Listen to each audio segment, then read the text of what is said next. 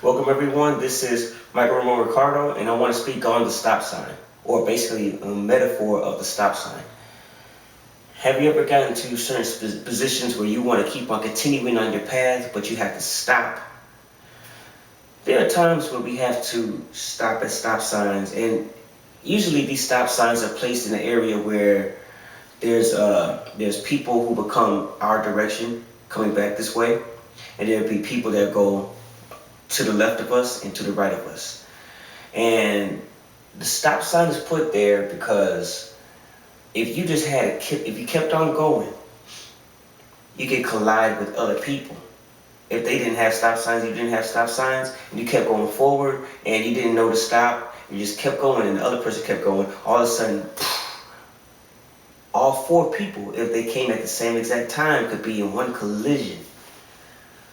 So the reason of a stop sign, there's a reason of a stop sign because sometimes we have to have a stop before we can continue. What is a stop sign that we actually do have? See, we have 24 hours in a day, but there'll come a time where we have to wrap things up. So there'll be a time where we have to pause. That time to pause is our time of resting. So let's look at the stop sign as a time to just pause for a moment. Even throughout the day, if it's not just resting when we go to sleep at night, it's actually more so of a pause where we could just sit back, think about what we're doing before we move forward. And in this time, you will have a lot of other people who we might come across. There will be people that will be there at their stop signs. And what we are doing now, we are allowing a process of things to happen at a certain time. The stop sign doesn't have to have where there's, a stop sign could be in a spot where there's not four things happening. Sometimes the stop sign, it could be in the two pathway thing. Sometimes the stop sign is just to slow things down. Sometimes there's not a person coming from this side, it's just one person coming from that side.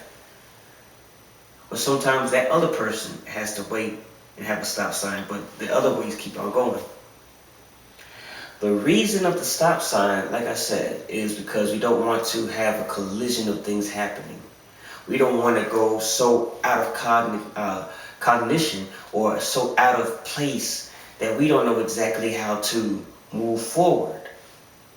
So stopping, pausing, having that time to meditate, having that time to rest is needed because it is at that time that Adam had rested that the desire that was needed for another person to be there was met. For Eve to come, he had to have a resting time. He had to stop everything he was doing and rest. And in this case, for all of us, resting is needed. A pause somewhere is needed. It's different from a stop light. When you have a stop light, you have no choice but to pause. This one, stop sign, this is what we ourselves come to anyway. This is something that we want to make sure we're not going too far in something. We're not doing too much. But this is something placed at the right places and the right times. I spoke about speed bumps, how it allows us to go, we're not stopping completely, but we're going slow through a process. So in that way we can take in the process properly. But the stop sign, that's a pausing point.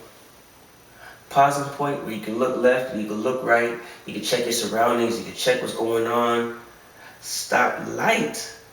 You don't really focus on what's going on about left or right and everything, but you could. But the stop light compared to the stop sign, I see it as this. Stop light, you can't do anything from that point forward. Stop light, you have to wait till the light turns green. And that's going to be a different subject. Where the stop light, you can slow down before the light turns red, and then when the light turns green, it's time to go, and you have to go, you have to continue. Stop sign, you can pause for a moment, pay attention to your surroundings, and then you can finally keep going, whether you have to go left, go right, or go straight. This is also a point where, okay, am I still going in the right direction?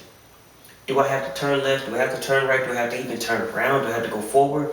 What do I need to do from this point forward? That's the perfect thing to look at when it comes to a stop sign. Stop light, you have to keep going. You're on the road, and you're on that main road, and you can't stop. You have to go forward until the light turns red again. So that's the metaphor of a stop sign. Just look at life, in places where you do have to pause and have to pay attention to where you're going. Look at life where God is going to guide us the right direction. And then if we move forward, it's because we know to keep going forward after that stop sign.